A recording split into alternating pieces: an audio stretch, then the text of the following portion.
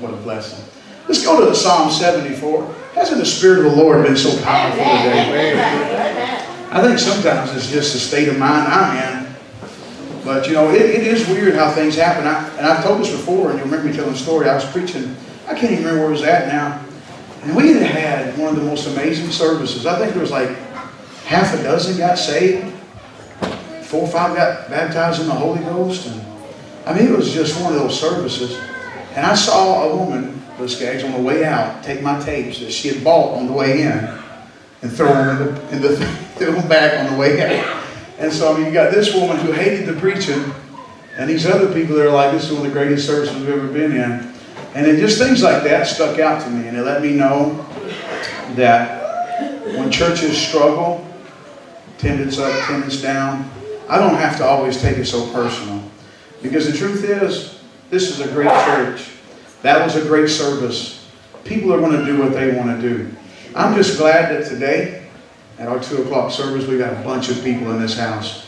They said, you know what, I'm going to go to church today, sick, not sick. I'm going to praise the Lord. And God has been in this house, and I'm so thankful for that. Have you got Psalm 74:17? If you do, please say amen. Now, I don't know how it's going to work out. I ate so much yesterday. It could fuel the preaching machine, or it could bog the thing down. We'll see. So if I only preach like 20 minutes, you'll know what happened. And either way, you can blame it on my mom, because she did some kind of cooking yesterday. Psalm 74, verse 17. Thou hast set all the borders of the earth. Thou hast made summer and winter.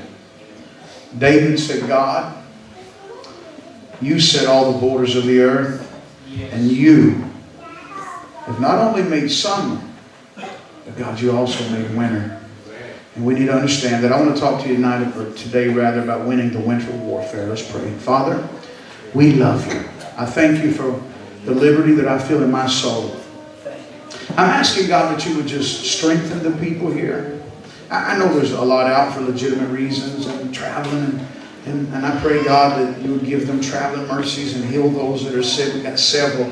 The Cantors, Brother Cody is in desperate need of prayer. That whole family would love to be in the house of the Lord today. They're just not able to. Others that are sick. And so, God, we pray a special blessing on them.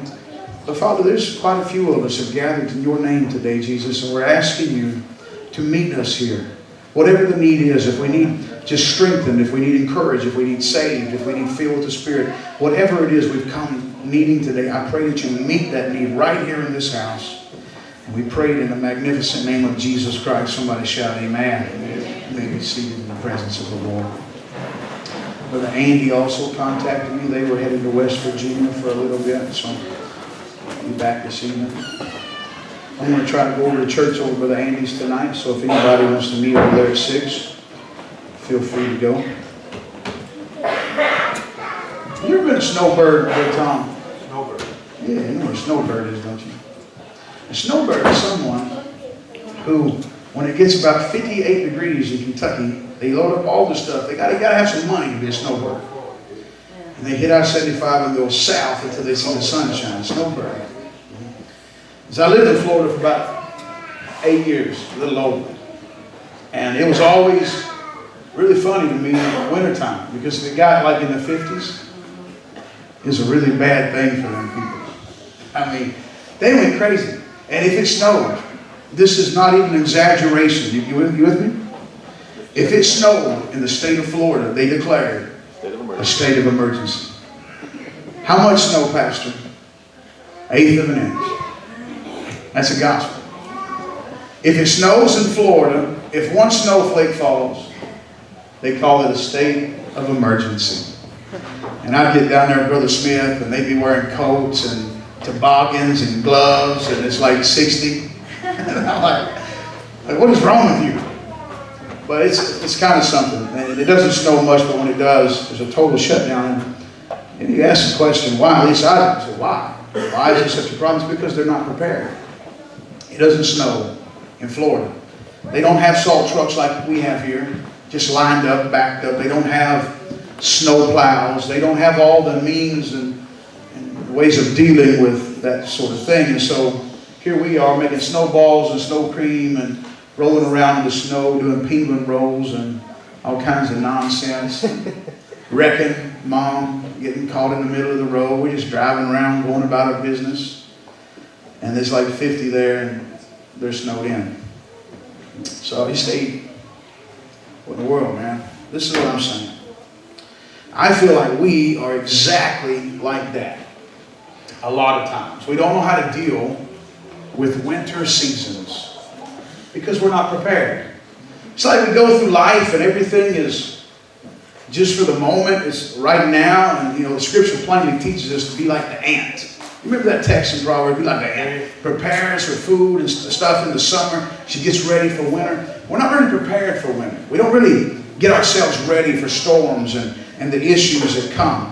Now, I know that there are probably some in this congregation that like winter, and most of us do for a minute. But even the most staunch lovers of snow and winter, if the winter's long enough, y'all want to talk to me? Amen. If the winter's long enough, and the snow lays long enough, and it's cold enough long enough, and your water's frozen enough times, even the most staunch lovers of winter are going to cry uncle. Because winter is a messed up time. For me, it just shuts everything down, and it makes things so difficult. But the thing that I am so concerned about, and it's reflected in the pew. See, the thing about the church right now is people haven't left the church. Right now they're at the house because they had a headache, or because they're a little tired, or because somebody come over to eat some turkey. There's something about this season that troubles my mind all the time. It's everywhere I go, and it's not just in the church. It's not just in this church. It's in every church. It's at Walmart. It's at Kroger. There is like a darkness, a cloud that just looms over top of people. You notice it? You very rarely meet someone, as a man of God talked about, that's happy. I probably don't know 5 people on the planet that I would label happy. Think about it. Just let that soak in. Someone that you know, when you see them at church Sunday, they're going to be happy. It's not the case. Most of the people that I know, especially in church, especially in the church, are the most depressed, discouraged, melancholy, gloom, doom, pessimistic people I ever met. People say, why do you hang out with sinners? Because I don't want to kill myself. Really? And I hope that wasn't too abrasive there. Hanging out with Christian people. They like all the time singing, right at your store. That's like their theme song. They walk into a room and it just comes on, right at your store. It's always a storm. It's always pain. How you doing? I'm 6 feet up. How you doing? I'm making it. When was the last time you asked somebody how you doing? They said, whoa!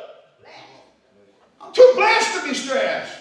God is good to me. When was the last time you met somebody at Walmart and said, how you doing, sister? And they just smile.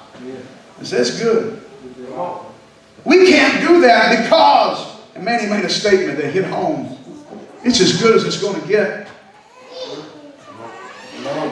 We're inside the pocket of as good as it's going to get, and it hits the seat in the bottom of the seat. This is about the way it's going to be the rest of your life, and the way I know that this is the way it's been the prior 40 years. We go up, we come down. You know what? God made summer and God made winter. It's going to happen whether you like it or not. Why are we so depressed? And you see, it's compounded in this time of year. And I've been talking about it some. And before I really get into it and start preaching, I listed 10 things that I think will help you if you'll listen to me. If you're not so depressed you can't hear me. So what does he say then? Get the CD or something. We'll put it on YouTube after a while. 10 things. 10 practical reasons of why in the winter time, especially, people seem to be so depressed. The first one, can you believe that they got a name for this? It's called seasonal affective disorder. Sad. Say, you sad? Yes, I am. It's a seasonal affective disorder. It's a thing. Can you believe it? It's a thing. Seasonal affective disorder is a condition that is marked by the onset of depression during the late fall and early winter months. I didn't know it was a thing until last night or this morning. Sad. I know a lot of sad people, but I didn't know that it actually meant that. Wintertime comes and people start getting sad. That's the first thing. And you know what it is attributed to? This syndrome, this sadness, this sad disorder. What I discovered today was it's a condition marked by the onset of depression during the late fall and early winter months when less natural light is available. That makes sense. It's thought to occur when daily body rhythms become out of sync because of the reduced sunlight. Now, what did you tell me just about a week ago? When they shift that time, it takes you about 3 weeks to get back in place. Now, some folk are still trying to get caught up from last decade. I really believe it. I really believe it. It's one thing to be down today, but be up tomorrow and the next day and the next day and the next day and the next day and the next day, be down and then up. But we are down, up, down. Whoa, through the roof, down. And we shouldn't be that way. I belong to God. The second thing that I thought is this right here, and this is kind of practical, and you're going to hate this with every fiber of your being. We don't move around enough. It gets cold, you curl up on the couch, read your Bible, or watch Netflix, whichever one you do. or try to do both. And, Lord Jesus. And you just lay there. And you don't exercise. Did you know that it helps to move? Yes. It's weird, isn't it? To get up and to move a little bit. It helps. But we don't move much, and our bodies get old. And some of us are already getting older, and some of you have already hit that benchmark. You are old. And things aren't working like it one time worked, and you've got Arthur attacking the joints and other stuff that you're not even allowed to talk about. Sometimes you just got to get up and just move stuff. Let the devil know I'm still here. I may not be running, I may not be leaping, I may not be running a triathlon, but I can do something. I can move a little bit. Some will just crawl up on a couch and you stay there. The third thing, this is one of the most important, these are not in any type of order. I just listed them. And that is because of the commercialization of Christmas, there is an extreme financial burden on people. All right? You notice how Black Friday starts on Thursday now? Why? Because it's no longer a shopping event. That saw Black Friday events, sales 3 weeks ago. How can you have a Black Friday sale in September? It's because we have commercialized this thing so much.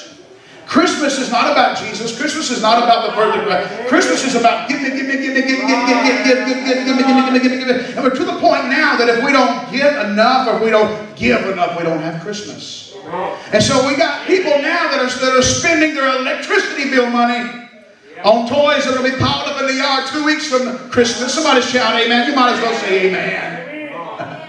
You're spending your cell phone bill money. You're spending your rent money on stuff that's not even going to be there in 3 weeks. And then sometime in February, you're going to be saying, oh, I don't know what I'm going to do. I got to get 67 new jobs. Yeah.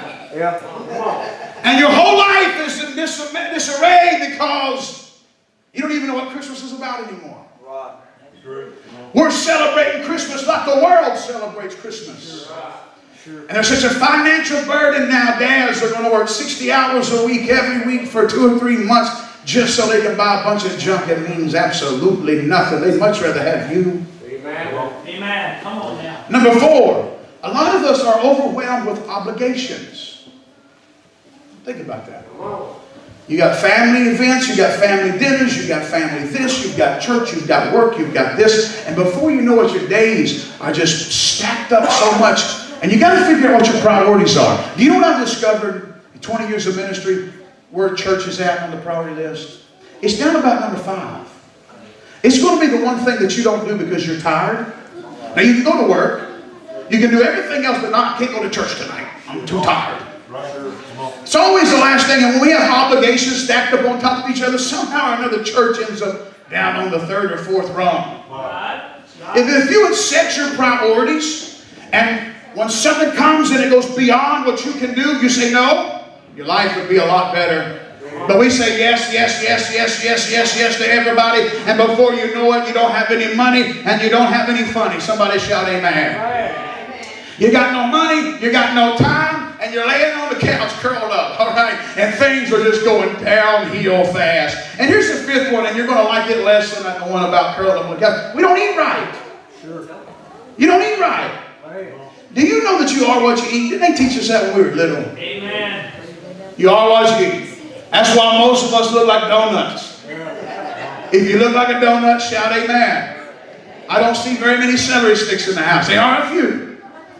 A few asparaguses and lima beans, but most of us are around the muffin area.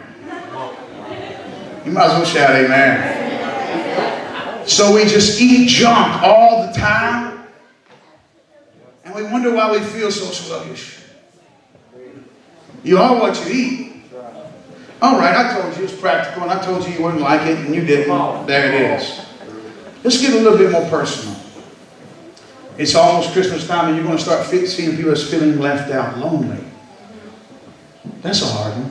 I had a lady contact me. I talked about it on a radio program, and I was hoping she wasn't listening. She's the only person in America that I didn't want to listen, but she made me think. She wrote me about Thanksgiving, and she said, pray for me. I have no food, and I have nobody to spend Thanksgiving with. And I had a feeling that she wasn't exactly accurate. So I asked her, I said, are you telling me that you have zero food? And she said, well, no. I just don't have Thanksgiving food. And see, I have been to the place, my wife and I, when we had zero food. If I'd had a frozen chicken in the refrigerator, and green beans and tuna and food, there was times that we opened up the cabinet, there was nothing. Not a gallon of milk. Had some soup beans because we had WIC. We'd have starved to death if it hadn't been for WIC. I thought, well, okay. So she's lonely. And sometimes if you're not careful, you get lonely. But here's the problem with this. We withdraw and then complain that we're lonely. Y'all hear me? I'm not in a hurry today. I hope you're not. We withdraw because it's winter time and we're on the couch curled up because we're not eating right and we're not moving and all the other stuff that I mentioned, and we start complaining, I feel lonely now. Well, you know what? It's your fault a lot of time, but you're closed in, you're turtled up inside your shell, and you don't tell anybody that you want a fellowship. You don't try to fellowship. You can get lonely. But you know what? It's not always the people's fault. I got people that say, I just don't fit in. You don't try to fit in. I've been there. I've been there when I went to camp meeting after camp meeting after camp meeting. Her Skag Juices, Michelle, been there so many times. But I would go down on the end of the, way down on the end of the table, sit by myself and cry myself to sleep at night. And I'd say, sweetheart, nobody wants me to preach for. Nobody cares about me. Nobody wants to fellowship me. And you know what? I saw Neil Bridges. Or at least it was his story. They said Neil Bridges would come to church 15 minutes before church and shake every hand in the house. They said before he even got to the pulpit to preach, everybody felt like they knew him. He was talking about gardens and their children and how you doing. And by the third or fourth night of the revival, they didn't know him. So me and my wife, I told her, I said, I'm going to try something different. Okay. This is weird. So I went, find Don Rich. This is the truth. Big preacher in the holiness movement. And I said, hey, you mind if we sit right there? You know what I found out? I found out they liked me. They liked me. We laughed and I stole sermons after sermons and we just met friends. You know what happened? It was me. I didn't feel like anybody would want to fellowship me. So that was reality. And I felt alone even though I wasn't. And so I want you to guard yourself. And man, I'm wasting too much time here. Number 7, this is a big one. Nostalgia. Thinking about what was, who used to be, and who is no longer. People that were sitting at our table a couple of years ago, but they're not sitting at our table anymore. Maybe they've left you. Maybe they passed. That can be sad, can't it? Talk to me, saints. That can be sad. And especially if it happened around this time of year. That makes it even worse. Maybe you lost a loved one during this time of year. And you know what? Every time this time of year comes around, it begins to eat at you. And that the loss of that person really puts a cloud. And you know what? I understand that. I'm not even saying that that's not a thing. That is a thing. But it's compounded during this time of year. And then we have the issue of overscheduling, kind of back to where too many obligations. You got number 9. When all of these things happen, you become a hermit and you get cooped up. It's snowing and you can't go out and you're just there in the house. And because everybody's in the house, everybody's sick now. And now everybody's in trouble. And the last thing that I've got in number 10 is we have unrealistic expectations. I need to tell y'all something. From now to past Christmas, just about everything is going to fall apart. Your lights aren't going to work. Your tree's going to blow up. Someone's going to steal something. Your car's going to blow up. The tire's going to go flat. Who cares?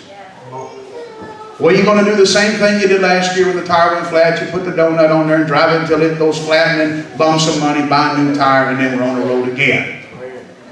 These are the things that we allow to mess with us. The problem, and this is what I'm going to preach now. Here's the thing that I need you to etch into your heart and mind. Your attitude will determine your altitude. I am not responsible for your sorry attitude. And if I come in here and I choose not to laugh and I choose not to be happy and I choose not to think about good thoughts, that's not your fault. It's not your fault if I'm depressed. It's not your fault that I don't have joy. It's not your fault that I don't have peace. It's my fault. I can choose to think differently than what I'm thinking. Did you know the writer told us in, let me see, where's it at? Proverbs 23:7, for as he thinketh in his heart, so is he. As a man thinks, that's what he's going to become. How do you think today? What are you thinking about? How have you chosen to think? If you feel like you're a failure, if that's all you're ever going to be, that's all you're going to ever be. You can't be victorious with a failing mindset. You can't be powerful in God if your every waking thought is, I can. At some point you have to say, I can, but I can through Him because He will strengthen me to get the job. At some point you've got to rise up and start thinking differently than what you're thinking. Amen. If you can't think right, you can't be right. That's right. Is it just hitting home too much, or are y'all asleep out there? Come on. You're right. Because I'm having a wonderful time today. If you can't think right, you can't be right. The battle's not out here. The battle's not at work. The battle's not at home. The battle is in your mind. It's always been in your mind. And until you conquer your thinking, you are never going to have victory. You're never going to be happy. You're never going to be joyful. You've got to learn to think right if you're going to be right. What do you have to do with whether I am a success in Jesus Christ or not? My success is not determined by whether you chose to come to church today. What's it got to do with me? Right. If I'm preaching the way God's called me to preach, if we're praying, if the church is right, where we're demonstrating a Christ-like spirit, because you don't come to church doesn't mean I need to go home and act like I'm a failure. Just because somebody walked out on you, as a man thinks in his heart, that's what he is. You don't have anything good to think? I can do all things through Christ. Strengthens me. That's a good thing to think, isn't it? If you can think on pure things, if you can think on good things, if you can think on lovely things. He gives us a long list. He tells us that we will never fail. Keep our minds preserved. Keep our hearts right with God. You've got to learn to think right. Somebody say it. Your attitude will determine your altitude. Say it. I'm going to do it. Your attitude will determine your altitude. How many in this house wants to be victorious in Jesus Christ? Raise your hand. Talk to you, boy. I want to hear it. I want to be victorious in Jesus Christ. The first place that you've got to get the victory is in your mind. I'm saved. I'm covered in the blood. I've got His Spirit in my life. I'm walking in Him. I'm going through the valley of the shadow of death. I belong to God. I cannot lose. I cannot be defeated. No weapon that's formed against me shall prosper. I am more than a conqueror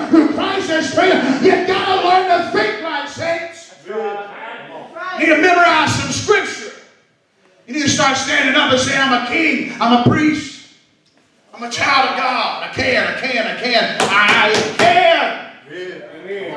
That's not the way you think, is it? How am I going to make it through this one? Why are you thinking like that? What am I going to do? I'll tell you what you're going to do. You're going to trust in God because He said, I will supply all of your need according to His riches and glory. Do you believe the Bible? How many believes the Bible? You see? I'm talking to you. You're talking to me. See that? You're preaching to me. I'm preaching to you. We believe the Bible, and the Bible said, I will supply all of your need according to His riches and glory. And so you and I need to make sure that we're being good stewards of what God has given us. And if we're being good stewards of what God has given us, and we give, it shall be given unto us. God doesn't bless what you have. He blesses what you give. Give, and it shall be given unto you. Good measure, pressed down, shaken together, running over, shall men give into your bosom. Give, and it shall be given. Somebody shout amen. We got to change our outlook. Instead of walking around saying, I don't know if I can afford to tithe, say, I can't afford not to. I'm going to give. I'm going to bless. I'm going to give Him my time. I'm going to give Him my prayers. I'm going to give Him my money. Because God said if I give, that He'd give. Saints of God, we got to change our thinking. You need to stand in the mirror and say, I will not go down. I cannot go down. You can't go down when God says go over. I don't know how He's going to do it. I don't know when He's going to do it. I don't know what means He's going to use. But some way, somehow, or another, I am coming out of this because I belong to God. Got to change your thinking. And maybe some of you love it there so much that you don't want to change your thinking. I don't even know if I can help you right now. And some folks love to be miserable. I don't like it. I've been consciously waking up in the mornings and saying, today, Lamb, is going to be a good day. And every time that I'm challenged to think otherwise, I look at my wife, I look at my 4 children, and I say, today is a good day. Amen. Oh, I feel like preaching today. Today is a good day. I told you I had old Nellie at Durango on the hood. Say, roll on, four-wheeler, roll on. 190,000 miles. Go put the key in it right now, drive to California. She's not new. Don't need her to be. I just need her to go from point A to point B. Sometimes when I'm starting to feel poor, I go out and say, thank you for that vehicle. And now, thank you for that one too. Yeah. Amen. Got another one sitting right here. The woman's begging me to drive it. I'm not driving it. Ain't mine. Sometimes I wake up and I'm already predisposed. My default button is depression. I wake up and I'm grumpy and I don't even know why. It's because you've been grumpy for 30 years. Somebody shout amen. You've been grumpy for 30 years. Everybody knows you're grumpy. You don't even know you're grumpy. Everybody else knows you're grumpy. Say, don't go over there. He's grumpy. He's grumpy. Come on. You've learned that because guess what? Your mama was grumpy, and your daddy was grumpy, and Aunt Lucy was grumpy, and Uncle Joe, he was meaner than a rattlesnake, and everybody in your family. I'll just say whatever I want to say. I'll speak my mind. Yeah, the Bible calls you a fool too. Yeah. Right. It does. The Bible says a man that just speaks his way is a fool. The Bible says that. And because they was a fool, I'm going to be a fool. At some point, you got to make up your mind, you know what? I ain't going to be this way anymore. And I'm not passing this junk down to my children anymore. I'm going to break the cycle now. I'm going to start talking right. I'm going to start walking right. I'm going to start thinking right. I'm going to start correcting my children when I see it on them. I'm going to say, no. We don't talk like that in the Lamb family, boy. This is a house where we are victors. We are not victims. We may not have the money for that, but let me show you what we did have the money for. We may not have that, but we got this. We've got something to be thankful about. The Bible said in our text, thou hast set all the borders of the earth, and thou hast made summer and winter. That's a hard one to swallow right there. Why is the devil doing this to me? Who said it was the devil? There are some things that's just plainly the devil. God is a God of life, and He's not going to attack people and destroy you. The saints of God, whether you like it or not, God is a God of summer. He's a God of winter. Summer comes, summer goes. Winter comes. And somebody said winter goes. You're not with me today. Come on now. I was in the black church. I said, get on that organ. I said, y'all, I need a witness over here. Y'all not hearing me today. My God. Winter comes, winter goes. I said, winter comes and winter goes. If I can't celebrate the snow and the frost and the 22 below zero, I tell you what I can celebrate. Winter comes, winter goes. I said, winter comes, winter goes. What are you going through today? It comes, it goes. Hurricane Charlie came. I was right in the center of it, right in the eye of Hurricane Charlie. What do they call it? A Cat 4 hurricane. They thought it might have been a Cat 6, but they couldn't determine. When they went up to test it, it almost blew them out of the sky. I watched the ceiling pull up off the walls right there. Thought I was going to die. Hurricane Charlie come. I hugged my family. I prayed and thanked God for the life that He had given me. I was glad to be a servant, but you know what? It left. Hurricane Charlie blew over, and I'm still here. And some of you are saying, how am I going to make it through this the same way that you made it through that? And that, and that, it comes, it goes. Winter comes, and winter goes. The question is, will you hold on long enough to survive? Listen to me now. The Bible tells us, 2 Timothy 4:21, Paul tells Timothy, he says, do thy diligence to come before winter. Those are the verses that you just read over and don't think anything about. You just kind of skim over it as if there's no meaning to it really. Paul's just talking. You see, when he says, I need you to come to me, I need you to be diligent about it, Timothy, and I need you to come before winter. There's more to it than what meets the eye. One of the things about written correspondence, especially via social networking, Twitter or Instagram or Facebook or one of those types of avenues, is that when you write something, a lot of times when a person reads it, they don't read it like you wrote it. You can write something with a smile on your face, but they don't read it that way. You with me?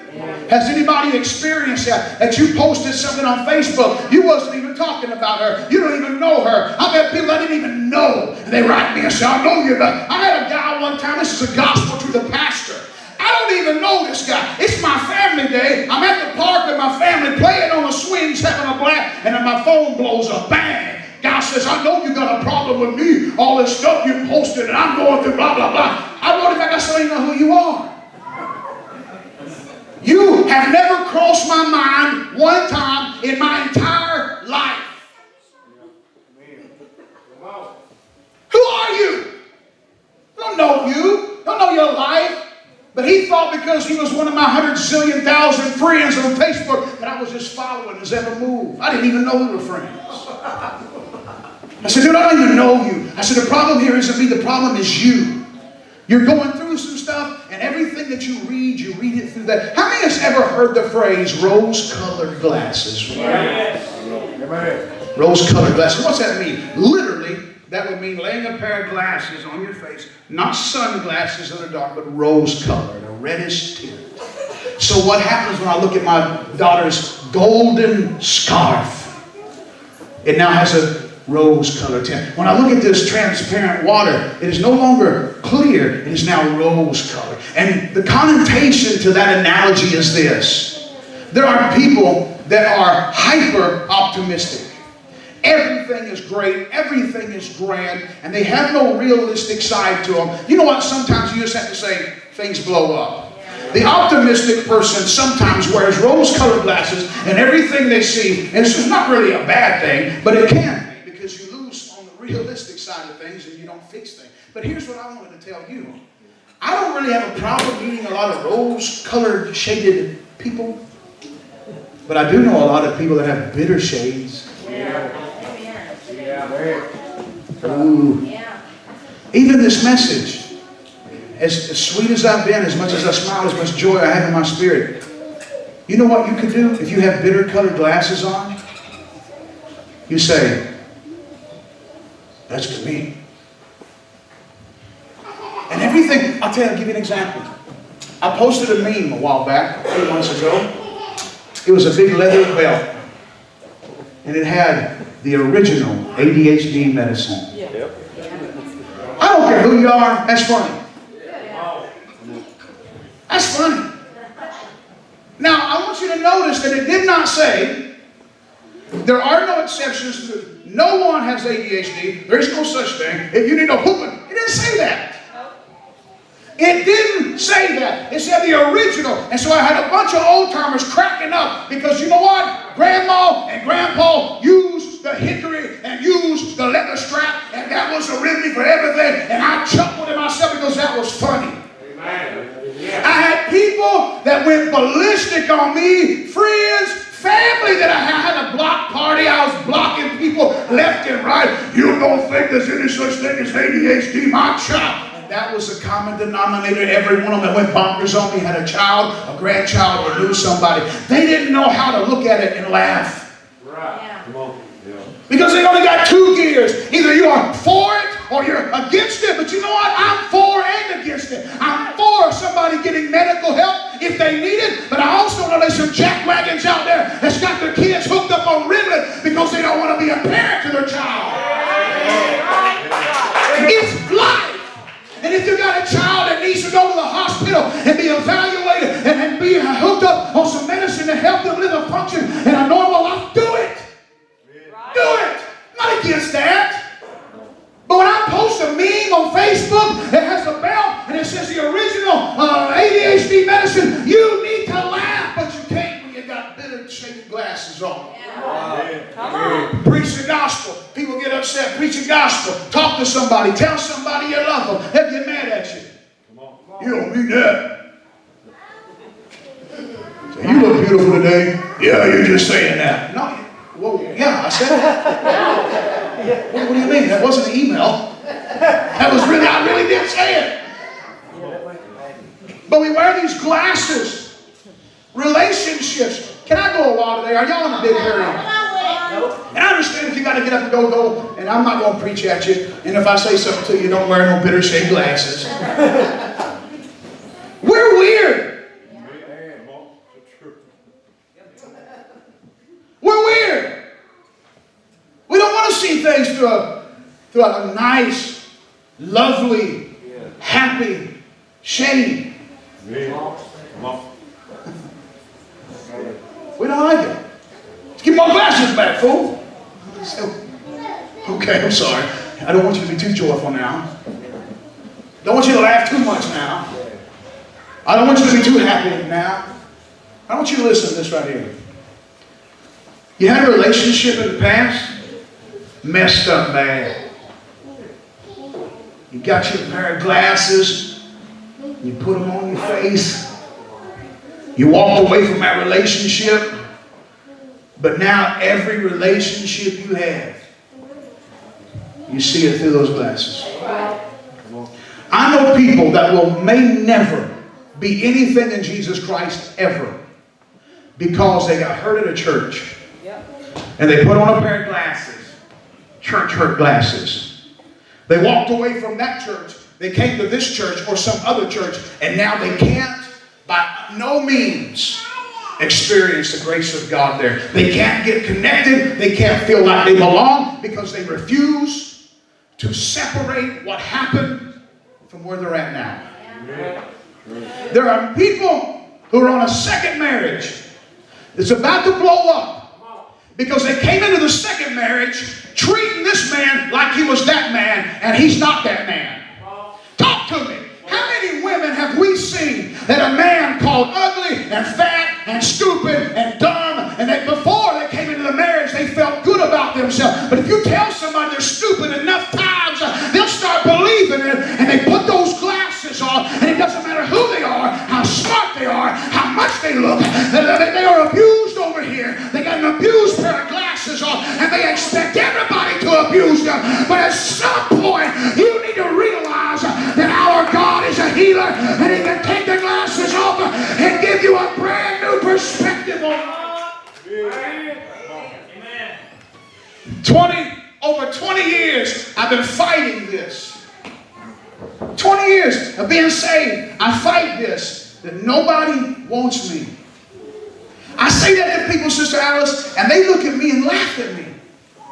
Honest to goodness, Pastor, I don't fit in anywhere.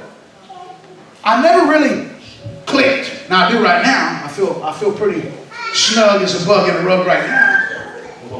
But most of my life, I don't feel like I fit in. I don't know why. I say that to people and they look at me funny. Okay, here's a revelation about me. You want to learn something about me today? I'm not a people person.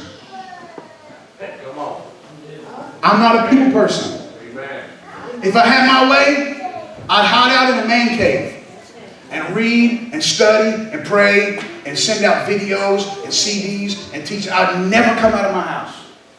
My drives my wife slap crazy. She's a mountain woman. She's a surfer. She'd go surfing. She'd be a California surfing girl. She would do all kinds of crazy stuff. And she wants to go parasailing. She wants to go zip lining. And I'm like, can we go home? Here's something about me that you don't know. Sometimes when I go to Walmart, I panic. I have anxiety attacks. I'll believe that. Come on. Right there she sits. You're always at Walmart. Say it again. You're always at Walmart. Even when I'm having panic attacks. That's true. You are. That's stuff that folks don't know about me. I don't care if you know it or not. I'm messed up. I'm tore up from the floor up. This ain't easy for me. And I refuse to sit here and die. Are there a rare occasion, once or twice in a year, that I say to my wife, I need to go home? And she sees me and she knows what I mean and we go home? Yes.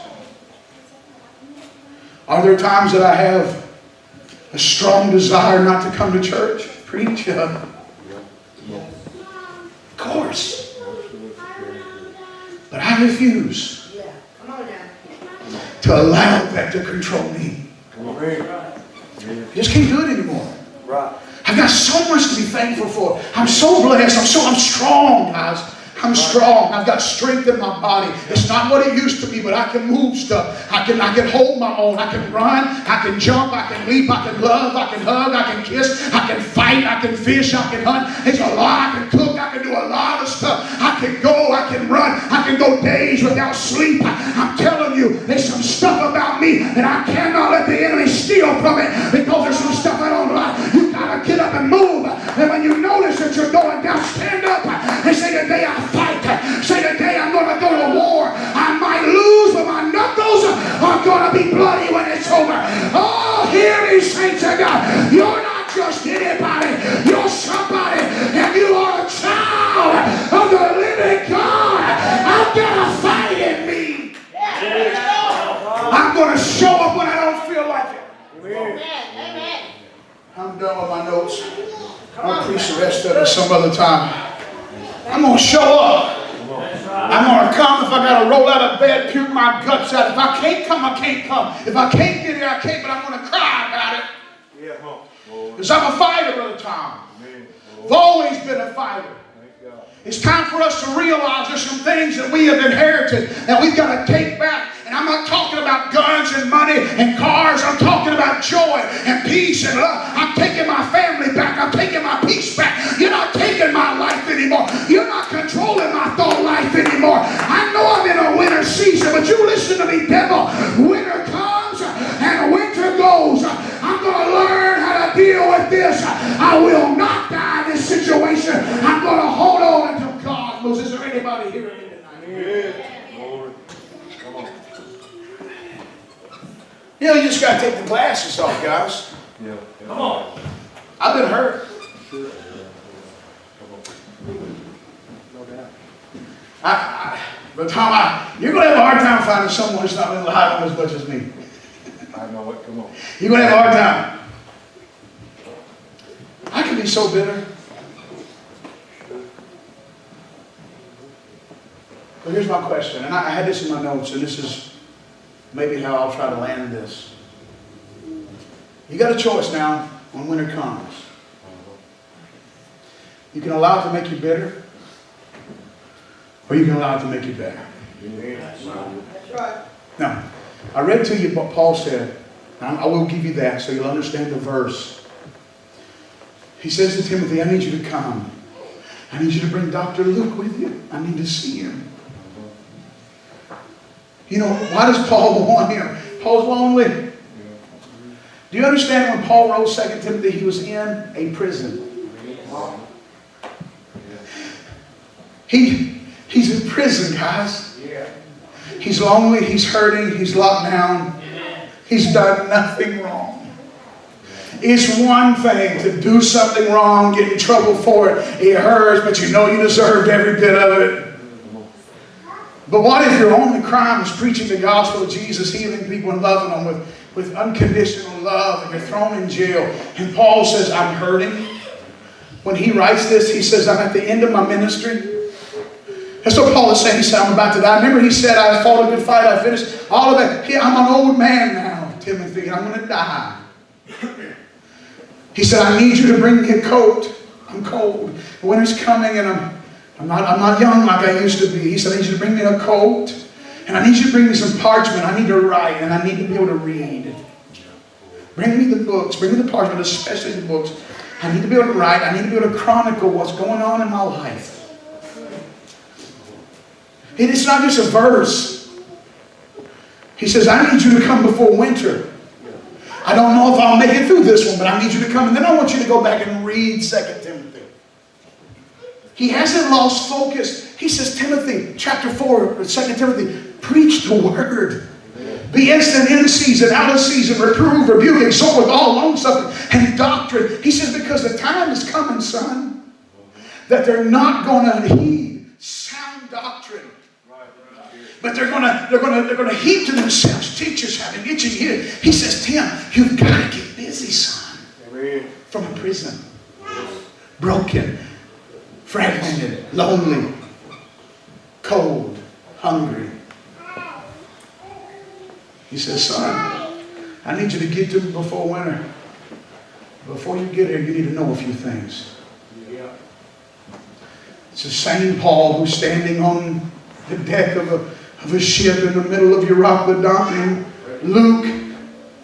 Luke says, when we didn't see the star, the sun, and moon for many days, Luke said all hope that we would be saved was taken away. So I didn't lose it, I didn't drop it, was stripped away. Because the circumstances of my life, the real reality of my life was so dark and so wintry, so cold, that I didn't think I would survive. I didn't think I'd make it. But Paul is on the other side of the ship, and he says, brothers, be of good cheer. He breaks bread, he passes it out. He says, not a single one of you are going to die. The same storm, the same ship, the same night, the same winter. What was the difference? One had a perspective of darkness and night. The other one said, I've been with God last night and God has spoken to me. Saints of God, you can't go under. When God says go over, rise, get up.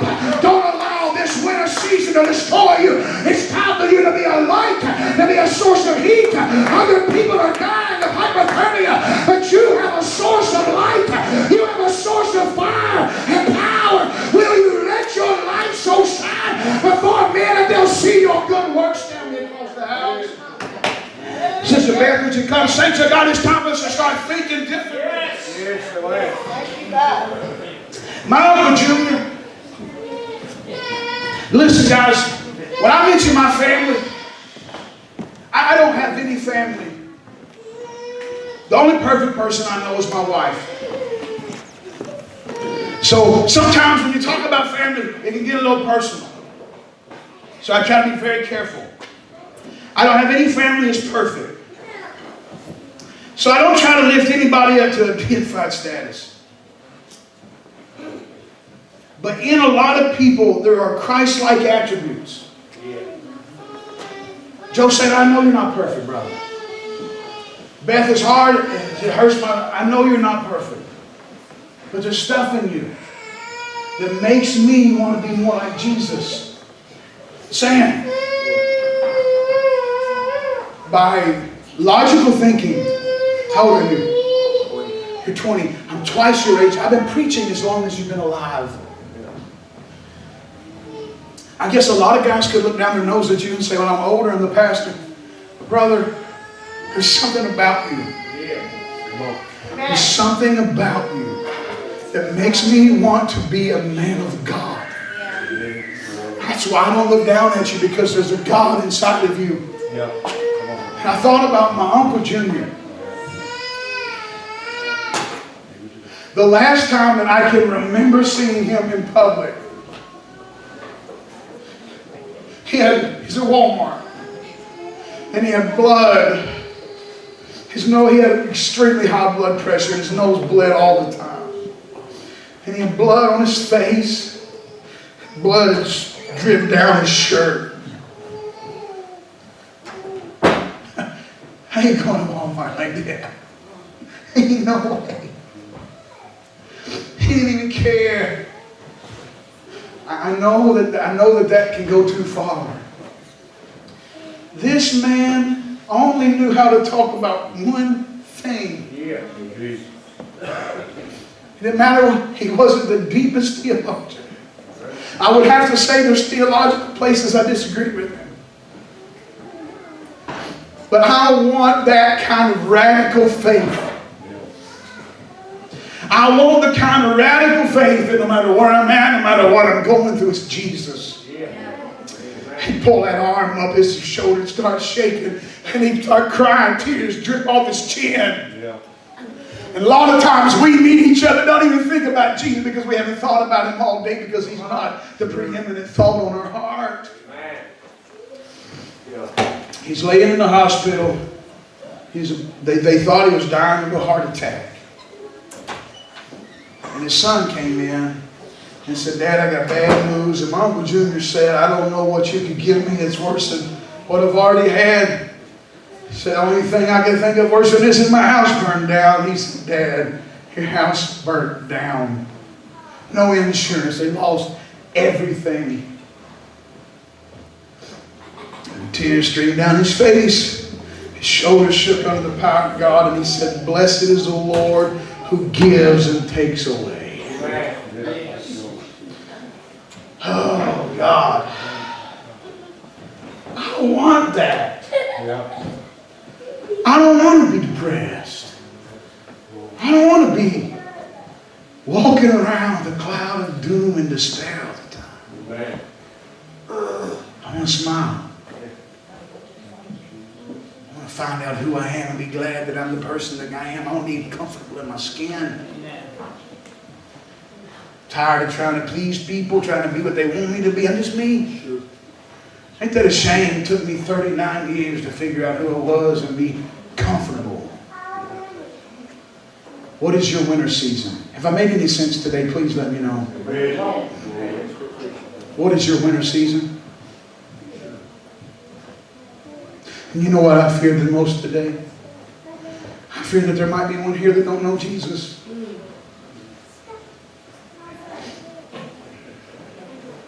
That's my worst fear.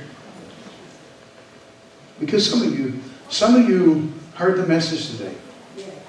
But you're going to go home, and you're going to be alone, and you're going to do it anyway. You're going to be depressed anyway. Because you're hard-headed. Yeah. You're hard-headed. And some of you are going to start thinking differently, because I'm not going to shut up until you do.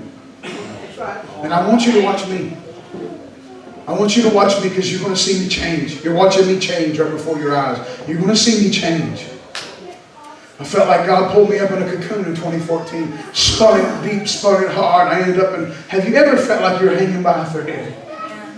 Have you ever seen a cocoon that literally hung by a thread? Can you imagine being a monarch? What is it, a moth? Is it a butterfly? A butterfly. A monarch butterfly. Who is a caterpillar? Oh, are y'all's legs hurting you? Y'all look like you're about to fall over.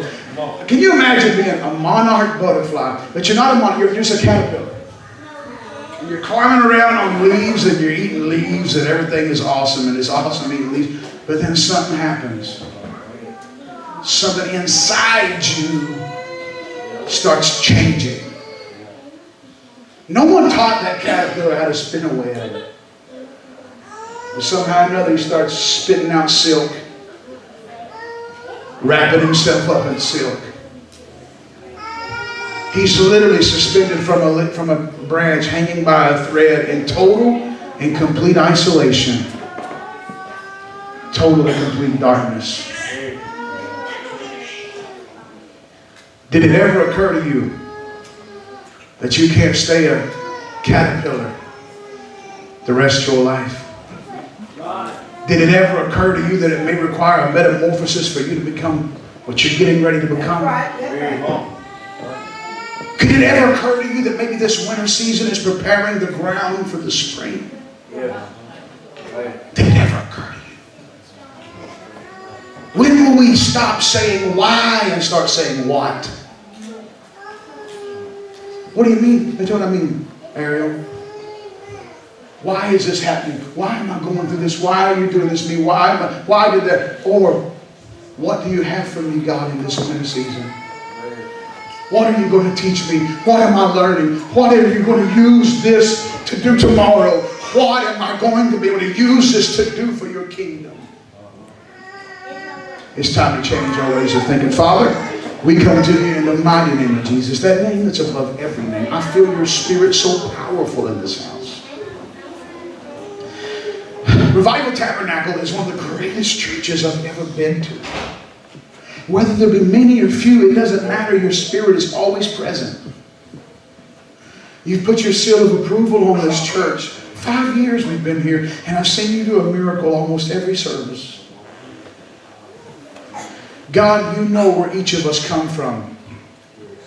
There are people in this house that were extremely abused sexually, physically, emotionally, psychologically, in every way in their lifetime. And they're sitting here right now, standing in this house right now. And they deal with those wounds every single day. There are parents in this house that have lost children, and they deal with that vacancy every single day. Wives that have lost husbands, husbands that have lost wives. There's no exception in this room. Every person in this house has been hurt. Every person in this house has been through something. And God, it seems like most of us are in a winter season right now, not only literally, but spiritually. And I don't know that we're prepared. We can't be snowbirds spiritually. We can't just move to Florida with the sunshine and always be sunny all the time. God, teach us how to be strong in the middle of the winter. Teach us how to prosper. The valley's a horrible place in our minds, but it is the most fruitful place. Winter season may be bad in our minds, but God, there is so much that can be learned there. The snow covers the ground and protects and keeps the ground warm. It keeps everything prepared for the springtime. And God, I pray that the saints in this house that are going through terrible things, that they can remember that winter comes, winter goes, but you're the God of both summer and winter. Help us to teach us how to win this warfare in the winter season of our life. I pray that someone in this room today will have the audacity to make a decision today that no longer will I allow depression to control me. I'm no longer allowing the winter depression and discouragement and people and things and even the bad things in my life, even the sicknesses and the issues that I can't control, that I can't change. God, I'm going to give it to you. And I'm going to stop saying why, and I'm going to start asking what. What can you use this for, God? What can you use this to fix? What can you use this to build the kingdom? And with every head bowed and every eye closed, I'd like to ask, is there anybody in this room? You're in a winter season right now, but you don't have Jesus as your Savior. You don't know Him as your Savior, and it's dark, and God has been dealing with your heart. The Spirit of the Lord is wanting to save you. He's wanting to help you. He's wanting to bring you to Jesus. If that's you, you say, Pastor, God is dealing with my heart to be saved today. Would you raise your hand, please? I see those hands.